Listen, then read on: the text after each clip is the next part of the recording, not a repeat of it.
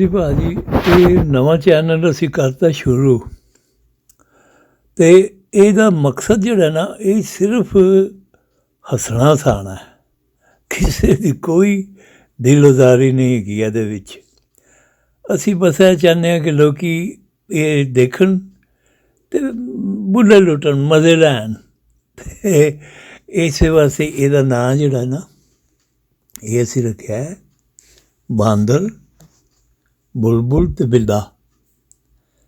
ਇਹ ਦੇਖੋ ਨਾ ਜੀ ਕਿੱਡਾ ਮਜ਼ੇਦਾਰ ਨਾਂ ਹੈ, ਬਾਂਦਰ, ਬੁਲਬੁਲ ਅਤੇ ਬਿੱਲਾ। ਅਤੇ ਆਪਣਾ ਕੀ ਨਾਂ ਉਸਦਾ, ਇਹਦੀ ਲੁਕੇਲ ਕੀ ਹੈ ਮੈਂ ਤਾਂ ਨਹੀਂ ਦੱਸ ਸਕਦਾ, ਕਿਉਂਕਿ ਇਹ ਬਾਂਦਰ ਅਤੇ ਬਿੱਲਾ ਅਤੇ ਬੁਲਬੁਲ ਇਹ ਕਿਧਰੇ ਵੀ ਹੋ ਸਕਦੇ ਨੇ। ਨਹੀਂ ਹੋ ਸਕਦੇ ਨੇ ਨਾ, ਅਤੇ ਬਸ ਫਿਰ ਇਹ ਕਿਤੇ ਹੈ ਨੇ। ਬਸ ਇੰਨਾ ਮੈਨੂੰ ਪਤਾ ਕਿ ਇਹ ਇੱਕ ਪਾਸੇ ਬਾਂਦਰ ਰਹਿੰਦਾ, ਇੱਕ ਪਾਸੇ ਬਿੱਲਾ ਰਹਿੰਦਾ ਅਤੇ ਵਿਚਕਾਰ ਵਿਚਾਰੀ ਬੁਲਬੁਲ ਫਸੀ ਹੋਈ ਹੈ।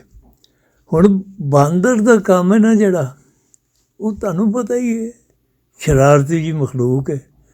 ਇਹ ਐਵੇਂ ਹੀ ਹਰ ਇੱਕ ਰਾਹ ਜਾਂਦੇ ਪੰਗੇ ਲੈਂਦਾ, ਕਿਸੇ ਦੀ ਚੀਜ਼ ਲੈ ਕੇ ਦੌੜ ਗਏ, ਕਿਸੇ ਨੂੰ ਐਵੇਂ ਖੋ ਕਰਕੇ ਡਰਾਇਆ, ਕਿਸੇ ਨੂੰ ਐਵੇਂ ਪੁੱਠੀ ਸਿੱਧੀ ਛਾਲ ਮਾਰ ਦਿੱਤੀ। ਅਤੇ ਇਹ ਕੋਈ ਮਤਲਬ ਕਿ ਵੈਸੇ ਅਜੀਬ ਜਿਹੀ ਜਾਨਵਰ ਹੈ। ਬਾਹਰ ਮਦਾਰੀ ਨੇ ਇਹਦੇ ਗਲੇ 'ਚ ਫਿਰ ਚੰਗੀ ਰੱਸੀ ਪਾਈ ਹੁੰਦੀ ਹੈ ਅਤੇ ਉਹ ਇਹਨੂੰ ਫਿਰ ਖੂਬ ਨਚਾਉਂਦਾ ਹੈ।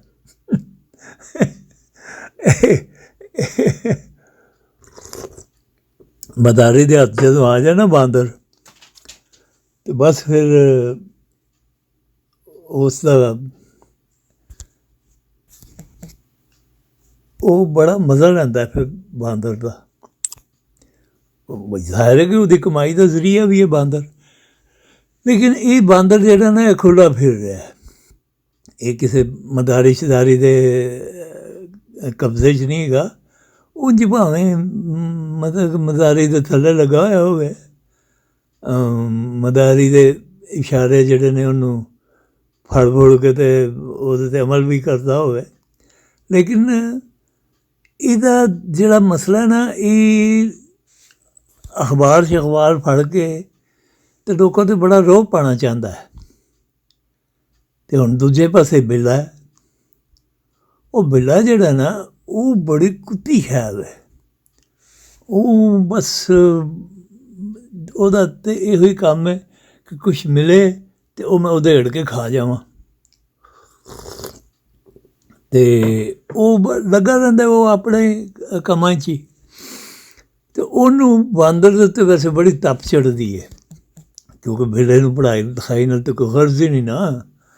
ਉਹ ਤਾਂ ਜਿਹੜਾ ਪੜ੍ਹੇ ਲਿਖੇ ਅਤੇ ਉਹਦੇ ਉਂਝ ਹੀ ਖਿਲਾਫ ਹੋ ਜਾਂਦਾ। ਉਹ ਆਪਣੀਆਂ ਬਿੱਲੀਆਂ ਛਿੱਲੀਆਂ ਨੂੰ ਬੜਾ ਡਰ ਰੂ ਕੇ ਰੱਖਦਾ ਕਿ ਬਾਂਦਰ ਕੋਲੋਂ ਕਿਧਰੇ ਮੁਤਾਸਰ ਨਾ ਹੋ ਜਾਣਾ।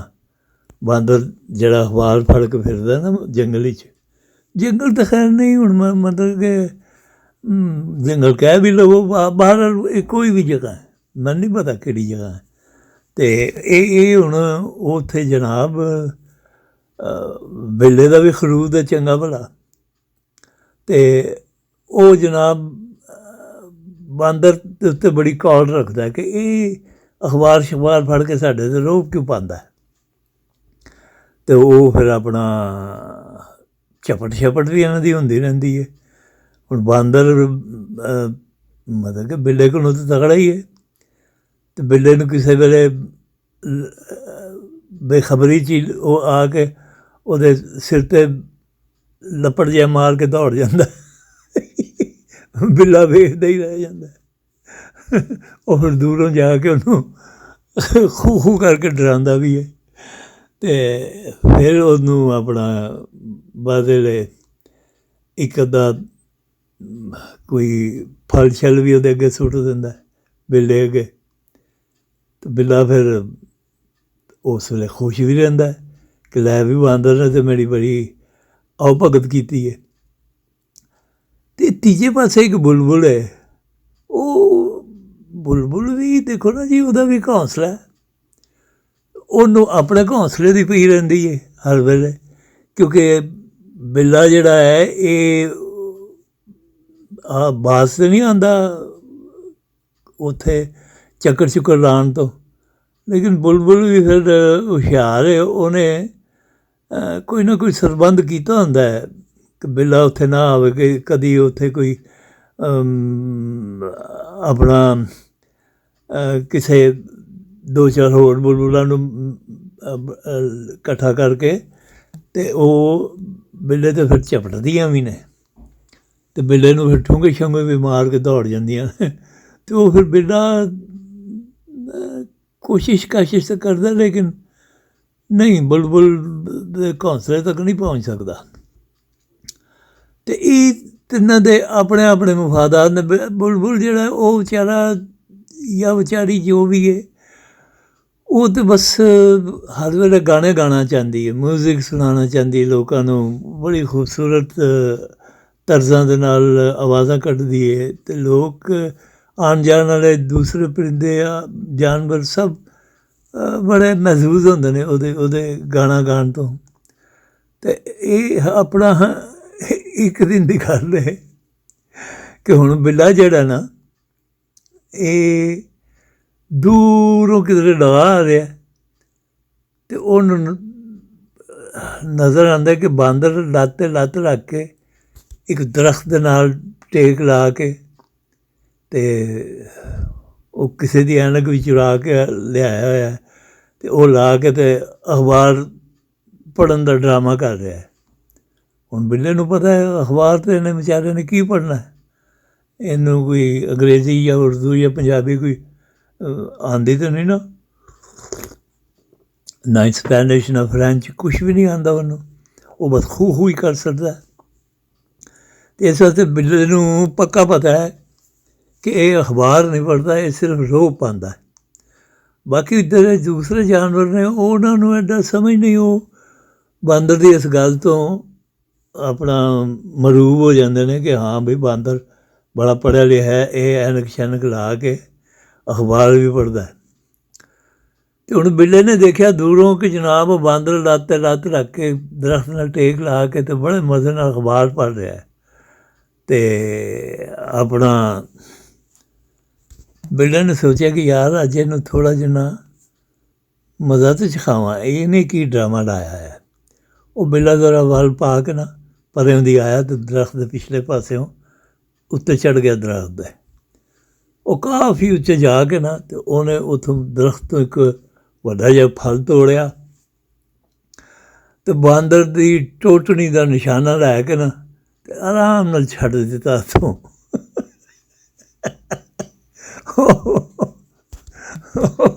ਪਰ ਚੰਗਾ ਵਜ਼ਨੀ ਸੀ, ਪੂਰੀ ਸਪੀਡ ਨਾਲ ਆਇਆ ਅਤੇ ਬਾਂਦਰ ਦੀ ਟੋਟਣੀ ਦੇ ਵਿੱਚ ਵੱਜਾ।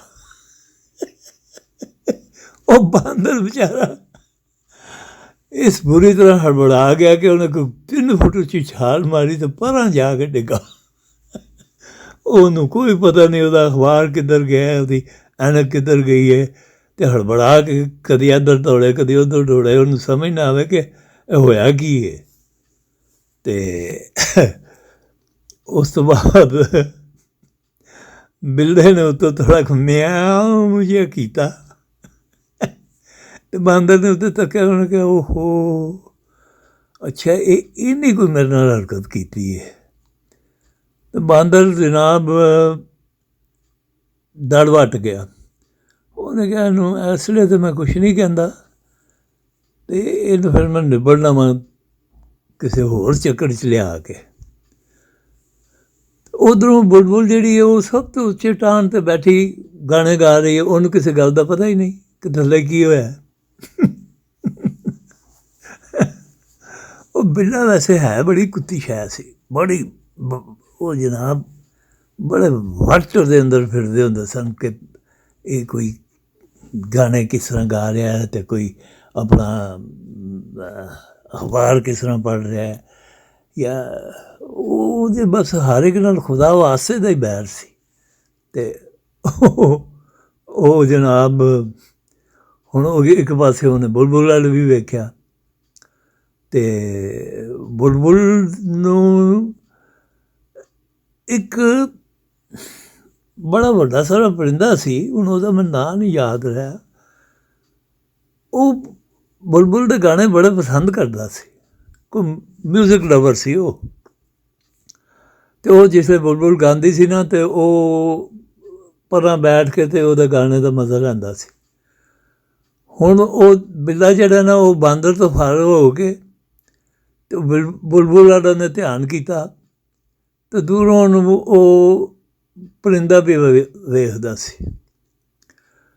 ਉਹਨੇ ਜਿਉਂ ਹੀ ਛਾਂ ਲਾ ਕੇ ਜ਼ਰਾ ਉੱਤੇ ਜਾਣ ਦੀ ਕੋਸ਼ਿਸ਼ ਕੀਤੀ ਕਿ ਬੁਲਬੁਲ ਨੂੰ ਦਬੋਚਾਂ, ਉਹ ਪਰਿੰਦੇ ਨੇ ਝਪੱਟਾ ਮਾਰਿਆ ਅਤੇ ਬਿੱਲੇ ਦੀ ਜਨਾਬ ਕੰਧ ਦੇ ਉੱਤੇ ਆ ਕੇ ਉਹਨੇ ਆਪਣੇ ਪੰਜੇ ਗੱਡ ਦਿੱਤੇ, ਔਰ ਉਸ ਤੋਂ ਬਾਅਦ ਉਹਨੂੰ ਜਿਸ ਵੇਲੇ ਉਹਦੀ ਮੈਂ ਨਿਕਲੀ ਹੈ ਨਾ, ਅਤੇ ਫਿਰ ਉਹ ਤਾਂ ਉੱਡ ਗਿਆ।